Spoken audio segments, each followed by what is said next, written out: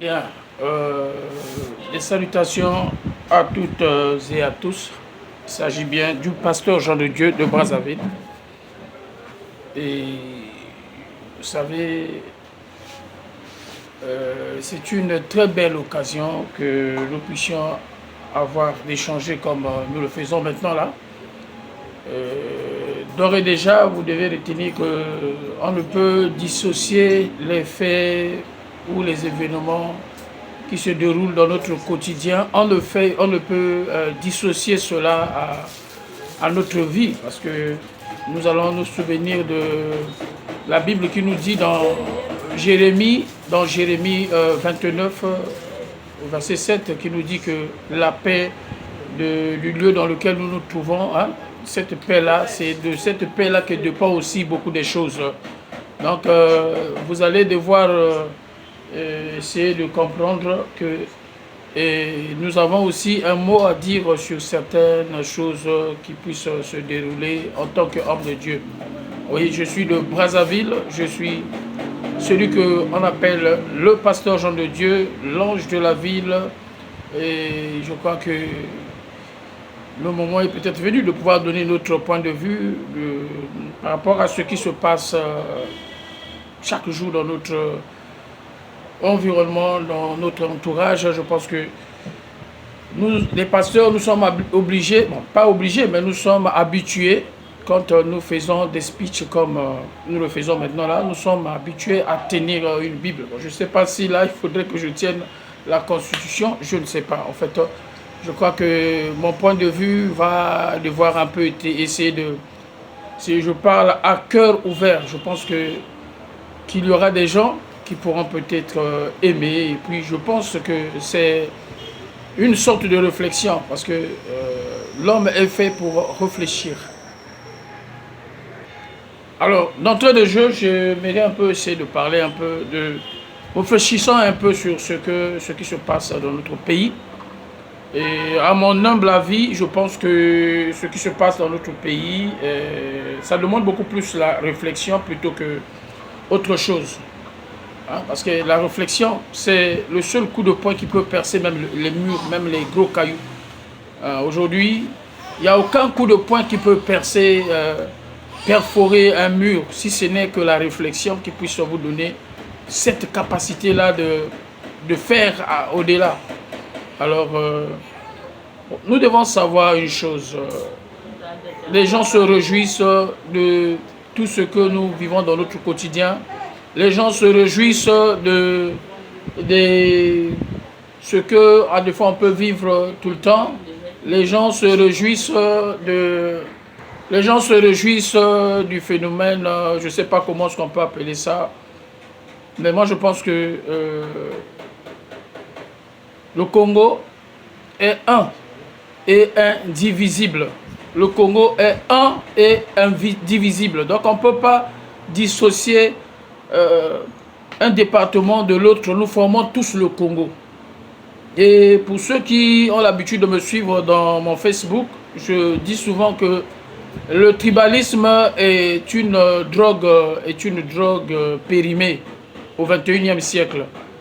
En fait, moi, je suis né en 79.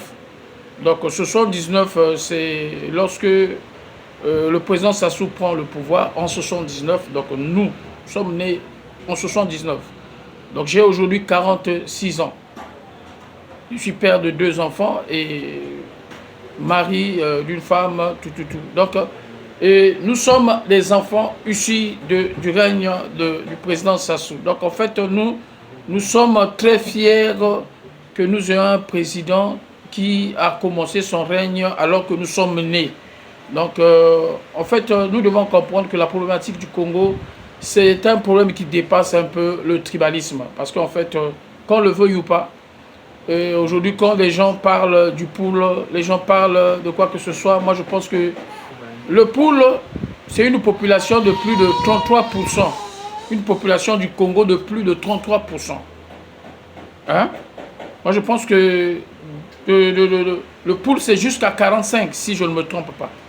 Juste le fini, c'est toujours le poule. Donc aujourd'hui, je ne jette pas des fleurs, mais je pense que Le peuple du poule, c'est comme un dinosaure qui s'endort. Dans toutes les institutions, même chez les jardiniers qui travaillent à la présidence, du chauffeur au jardinier, des cuisiniers, la majorité sont des gens qui sont issus du poule.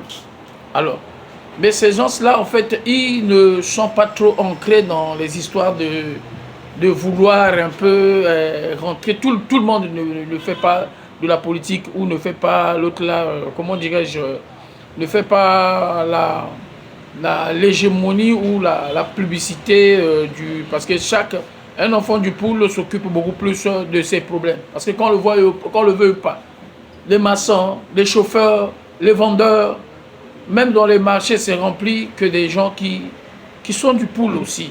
Alors, le poule, c'est parler du poule un peu dans le sens de mater un peu le poule, c'est vraiment une grave erreur parce que le poule, c'est comme la RDC et tout celui qui s'attaquerait au poule ressemble un peu au Rwanda qui attaque la RDC. Donc je pense que le poule, c'est jusqu'à 45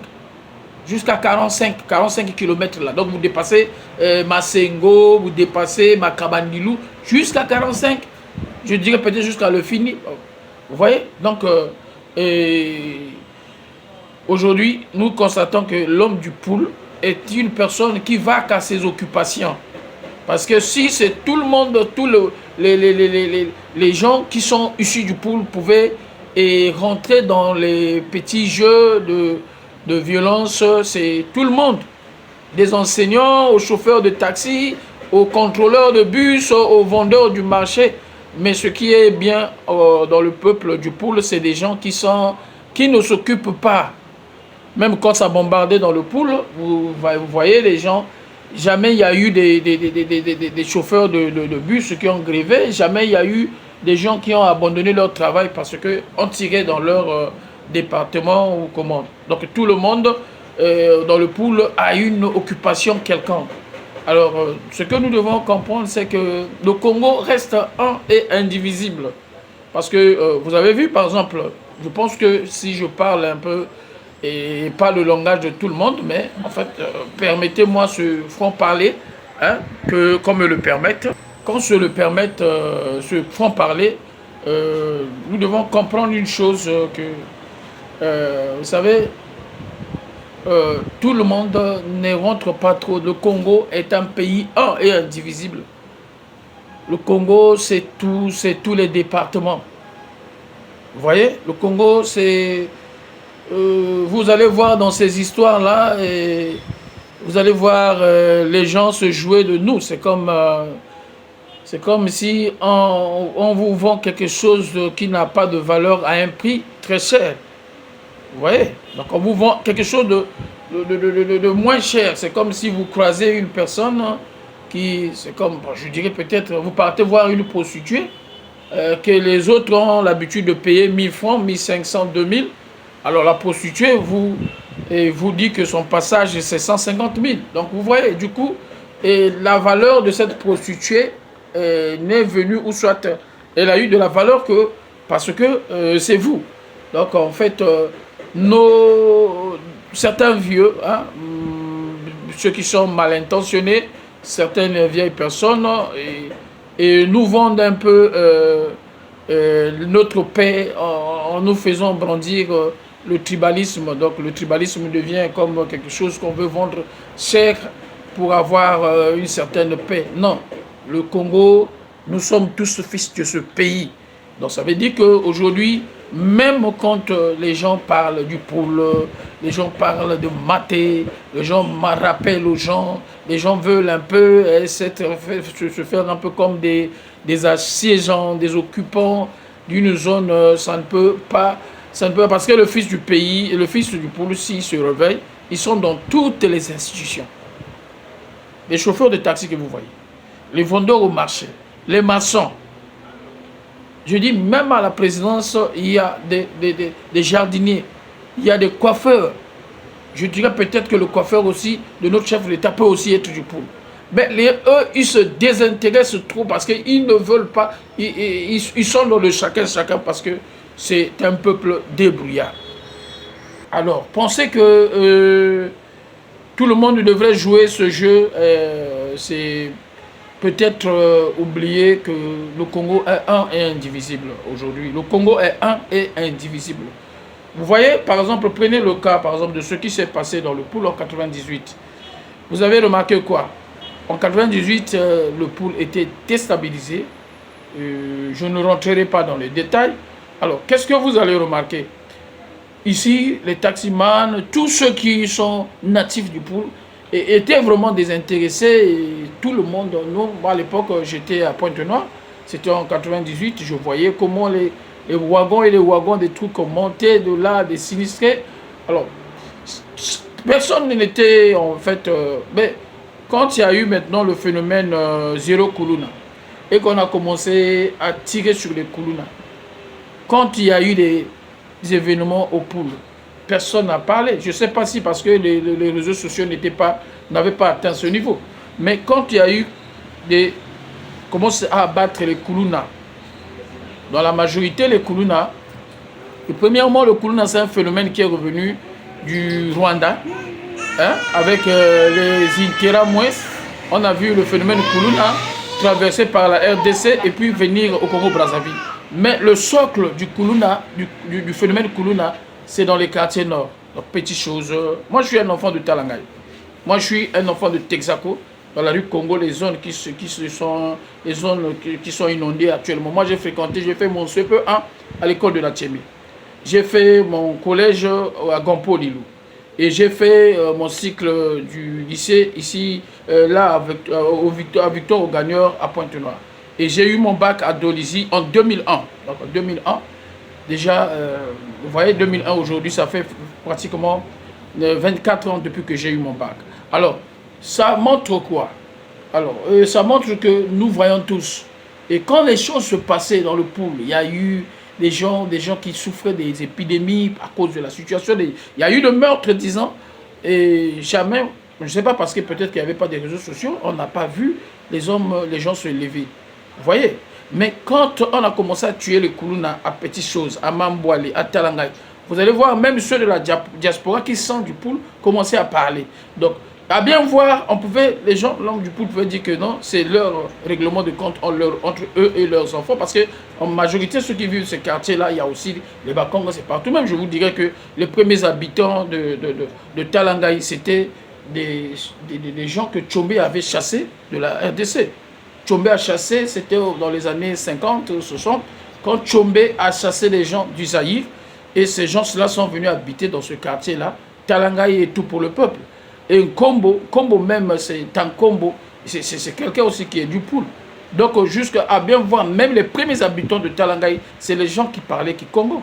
Donc, c'est pour dire que maintenant, à une époque, on va remarquer que beaucoup de gens, beaucoup de nos bien-aimés du département, notamment de la Songa, donc disons que du Grand Nord, vont peupler les zones là. Donc, aujourd'hui, quand on tue des jeunes là-bas et que les gens qui sont dans la diaspora, des sudistes ou du pool, interviennent, en fait, ils interviennent par le ADN, le ADN de l'amour du pays. Parce qu'ils pouvaient aussi se dire que nous, on nous a tués dans le pool, et qui se tue là-bas, ce n'est pas notre problème. Donc c'est pour dire que le Congolais n'a jamais été tribal. Il n'y a pas de peuple qui aime sa nation qui soit comme le Congolais. Le Congolais, il s'aime. Parce que moi, j'ai commencé à effectuer des aventures depuis l'âge de 18 ans. Donc juste après la guerre de 5 juin, alors que j'avais encore 18 ans, j'ai fait mon premier voyage sur Pointe-Noire sur mes fronts propres. J'ai vécu même à Dolisie. Dolisie, ce n'est pas le département. Moi, ma maman est de Kibouende. Mon papa est Bateke de Brazzaville. Dolisie, je vais habiter chez les gens. À Pointe-Noire aussi, j'ai habité chez les gens. Après que j'ai quitté mon grand frère qui était à Vongo. Donc, c'est pour dire que on a déjà cultivé le Congolais, il s'aime. Il n'y a pas une nation. J'ai vu des gens quitter la RDC, venir au Congo, dire qu'ils ne sont pas de la RDC, dire qu'ils sont Congolais. Aujourd'hui, allez-y dire à un Rwandais qui est tué. Il va prendre cela pour une injure. Donc ça veut dire du coup que le Congolais n'a pas dans son ADN le tribalisme. Alors que ces vieux-là, je dirais peut-être qu'il y a des personnes un peu de manière isolée, qui cesse de nous mettre dans la puce, dans le cerveau, cette puce, nous vendre cher cette prostituée qui est le tribalisme. Non, le Congolais n'est pas tribal. Le 242, il n'y a pas une nation, il n'y a pas un peuple qui aime son pays comme le Congolais. Alors, donc, du coup, les gens, les gens qui sont au niveau de l'autre, là, ils pouvaient